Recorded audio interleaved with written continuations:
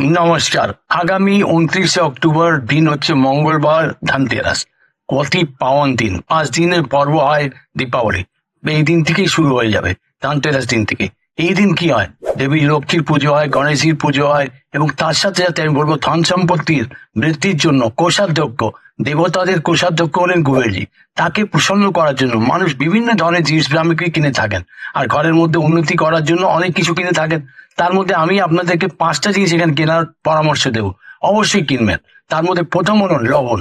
লবণটা তো অবশ্যই কিনবেন। তার সাথে 2 নম্বর হলো ঝাড়ু, দুটি ঝাড়ু, ফুল ঝাড়ু হোক বা কাঠি ঝাড়ু হোক, যেটাই খুশি। 3 নম্বর হচ্ছে আপনার মানে 8টা আমলকি, আমলকি টাটকা আমলকি। ও 4 নম্বর জিনিস হলো 5টা পান পাতা, এবং তার সাথে একটা জিনিস আরো নেবেন, পদ্ম ফুল। একটা টাটকা পদ্ম ফুল নেবেন। কেনার সময় শুভ সময় হবে সকাল 7টা 22 21 থেকে নিয়ে বেলা 12টা 30 অব্দি। খুব ভালো কাটবে আপনার ধানতেরাস।